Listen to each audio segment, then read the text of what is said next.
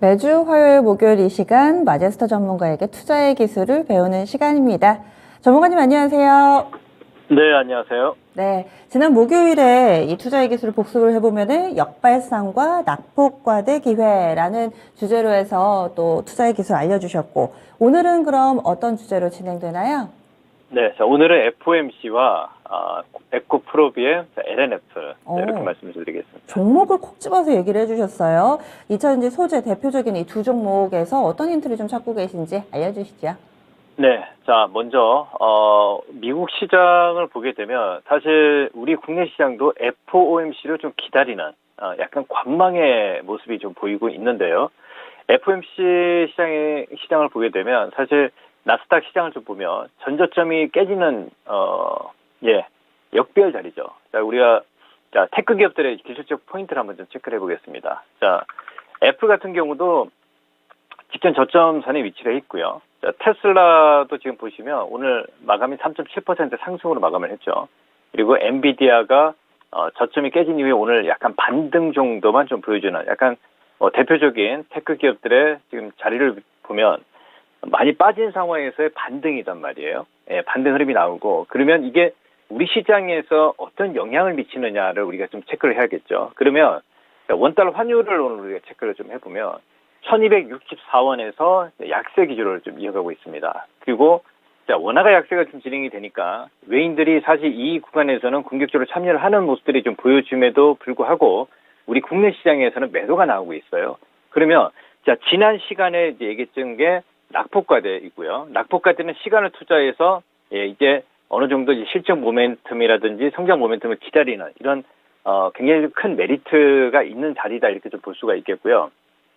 예, 오늘 우리 시장을 보게 되면 외인들이 오늘 현물과 선물에서 일단 매도를 좀 이어가고 있습니다. 오늘 지금 선물 차트인데요. 355.45포인트로 지금 기술적으로 보게 되면 21선을 돌파하는 모습들이 좀 보이고 있죠. 그럼에도 불구하고 기관들과 외인들은 약간 포지션이 좀 반대다. 외인들은 한 3,700억 정도 지금 3,645억이죠. 매도가 좀 이어지고 있습니다. 그러면 이건 뭐냐면 단기적으로 일단 접근을 하되 FOMC 그러니까 오늘 저녁과 내일이겠죠. FOMC에서 금리 인상이 0.75에서 1%까지 사실 어떻게 이제 발표가 될지 불확실성이 제거되는 구간이 있고요. 그러면 우리 국내 시장에서도 이제 환율이 약간 좀 하락의 자리가 좀 진행이 될 수 있는 강세가 좀 나타날 수 있는 자리에서 외인들이 어떤 포지션을 만드냐가 중요한데 근데 우리가 짧은 포인트를 보게 되면 지금 어차피 빠진 자리이기 때문에 이렇게 크게 뭐 신경을 쓰는 이런 자리는 아니다. 뭐 예를 들어서 선물 매매로 단기적인 어떤 좀 짧은 매를 하는 투자자들 같은 경우는 지금 구간에서 이 박스 트렌드로 뭐 양매도 포지션이라든지 이런 포지션을 취할 수 있겠지만 지금 현재 구간에서는 크게 움직임이 변화가 없습니다. 그러면 우리 거래소 시장 쪽에서도 보세요. 지금 차트가 거래소 이제 종합 주가지수 차트인데요. 지금 크게 보게 되면 보세요. 지난 1월 28일에 저점을 찍은 이후 그리고 3월 중순경에 저점을 찍었죠. 2640포인트 정도에서. 그리고 이번에도 마찬가지였습니다. 우리가 지난 4월 달에 제가 약간 삼중바닥의 모습이 만들어진다 말씀을 좀 드렸는데 이거 역시도 지금 수급 상황 그러니까 대외 변수가 남아있기 때문에 큰 하락폭이 나오지 않고 오히려 싸게 살 수 있는 낙폭과대의 기회가 될 수 있는 구간이고요.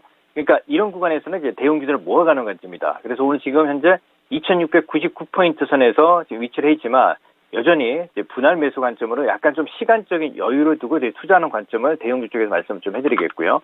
그리고 업종별로 잠깐 좀 말씀을 좀 드리면 자동차 업종 같은 경우는 현재 이제 121선을 돌파한 상황이기 때문에 사실 뭐 기아라든지 현대차가 상당히 좀 많이 상승이 좀 진행이 됐죠. 예, 자 보시면 현대차가 지금 184,500원 선입니다. 바닥권 대비해서 많이 진행이 됐죠. 대형주의 수익률은 이 정도면 굉장히 좀 메리트가 있다. 이렇게 좀 볼 수가 있겠고요. 기아 같은 경우도, 그쵸? 예. 지금 83,000원 선까지 이미 올라와 있는 상황입니다. 그러면 지금 이걸 공략하기보다도 대형주 쪽에서는 지금 현재 시점에서 앞으로 이렇게 수익이 날 수 있는 종목을 공략하는 자리를 이제 우리가 포인트를 잡아야 되거든요. 이제 그 점을 말씀을 좀 해드리겠고요. 그리고 제가 오늘 에코프로비엔과 LMF를 이제 그동안 계속 말씀을 좀 드렸습니다. 즉, 신고가, 즉, 코스닥 시장을 잠깐 보게 되면 오늘 911포인트예요. 코스닥 시장이 추세가 지금 바닥을 찍은 상황에서 다시 21선을 복귀할 수 있는 추세가 지금 나타나고 있는 상황이 보여지고 있고요. 그러면 코스닥 시장 쪽에서 낙폭과대 대형주들은 여전히 매수 관점 충분히 지금도 싸게 살 수 있는 자리다 이 말씀을 좀 드리겠고, 그리고 지난 시간에 에코 프로비엠, 자 보시면 자 에코 프로비엠도 제가 3월 뭐 초순 중순경부터 계속 말씀을 좀 드렸는데, 그리고 지난 이 자리였죠. 4월 초에 에코 프로비엠이 다시 고점을 형성한 이후에 눌리는 경우, 즉 21선까지의 이격 조정이 나타났을 때 방향성을 확인하자. 그러니까 21선까지 내려오면 오히려 매수 자리에서 지금 전고점을 돌파를 하고 있는 모습이 보이고 있고요. 그리고 두 번째, 자, LNF 같은 경우도 그렇죠. 예, 자, 전 고점인 25만 원권에서는 일단 단기적인 포인트로 매수 잡는 게 아니다. 즉 눌리는 자리가 나오면 매수다 말씀을 좀 드렸는데, 역시 오늘 LNF가 상승이 나타나고 있죠. 그리고 마지막 좀 약한 종목이지만 첨보 같은 경우도 자, 지난 낙폭과대 쪽으로 매도가 아닌 오히려 이제 매수를 잡아도 되는 포인트다 말씀을 좀 드렸습니다. 근데 우리가 1등주, 2등주, 3등주로 봤을 때 1, 2등주만 이제 매매를 해버리면 굉장히 좀 이 시장에서 이제 가는 종목만 가기 때문에 제가 오늘 에코프로비엠과 LNF를 말씀을 좀 드리는 거예요. 그러면 오후장 전략은 우리가 어떻게 체크를 좀 해야 되냐면 이 시간 이후에 자, 선물 쪽에서 외인들이 매도를 이어가고 있고 코스피 쪽에서 외인들이 한 300억 소폭 매수를 나타내고 있습니다. 그럼 제가 판단했을 때는 오히려 코스닥 쪽에서도 수급은 매수는 유입되지 않지만 오히려 지금 910포인트를 회복을 하고 우리가 정고점을 넘어가는, 그러니까 이번 주가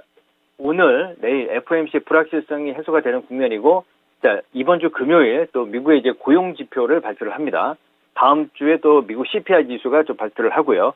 그러니까 여러 가지 이벤트가 있고 우리 국내 시장에서 우리 대한민국에서는 그렇죠. 다음 주 이제 대통령 취임 시 정권이 바뀌는 상황이다 이렇게 볼 수 있기 때문에 거기에 맞춰서 뭐 정책주도 우리가 좀 움직임의 변화를 이제 확실히 좀 나타날 수 있기 때문에 지금 현재 구간에서는 이제 코스닥 쪽에서 우리가 이제 고점 정고점이 950포인트를 목표를 잡고 1차적으로 지금 현재 분할로 매수하는 관점이고요. 그리고 거래소 쪽에서 제가 말씀을 좀 드렸지만, 자, 우리가 전기전자 업종들이 오히려 그죠? 전저점이 이탈된 이후에 이제 반등이 나오고 있어요. 그러면 대표적으로 우리가 생각해야 될 게 뭐냐면 삼성전자예요.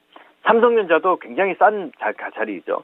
근데 이 대형주를 고점에 사면 안 되는 거예요. 그러니까 빠질 때 오히려 그죠? 제가 힌트를 드리지만 빠질 때 매수를 해서 이렇게 분할로 가져가는 관점. 그러니까 삼성전자가 우리가 움직인다는 얘기는 지수 자체가 지금 현재 2,698포인트 있죠. 그래서 제가 봤을 때는 전기전자 업종들이 움직이면 삼성전자, 하이닉스가 움직인다는 얘기는 2,800포인트 이상을 보고 가야 된다는 얘기예요. 그래서 그것도 충분히 가능하다. 근데 지금 뭐 단기간에 지수가 급등이 나올 수 있는 자리는 대외적인 이벤트, 즉 FOMC가 어느 정도 불확실성이 해소가 되는 국면에서 금리가 우리가 0.75든 뭐 1%든 자, 빅스텝으로 어떤 상황에서 이제 물가 상승률, 그러니까 다음 주에 또 인플레이션 우리가 말씀을 좀 드리지만 그렇죠? 미국의 11일입니다. CPI. 그러니까 소비자 물가 지수를 발표를 하기 때문에 이제 거기에 대해서 이제 포커스를 맞춰야 된다 이렇게 좀 보고 있습니다. 그래서 지금은 대형주는 분할 매수 관점 여전히 유효한 자리이고요. 그리고 지금 가격으로 에코 프로비엠하고 뭐 LNF 이게 신고가이기 때문에 이 성장주들의 다시 실적을 등에 업고 지금 끌어올리고 있기 때문에 저는 여전히 이제 뭐 가는 종목만 간다 이렇게 좀 볼 수 있다 이렇게 좀 판단을 좀 하고 있습니다. 그래서 이 종목의 포인트를 보고 우리가 이제 코스닥 시장 쪽에서 대형주들 분할 매수 관점으로 여전히 유효한 전략 제시를 좀 해드리도록 하겠습니다. 네, 알겠습니다. 말씀 고맙습니다. 네, 감사합니다. 네.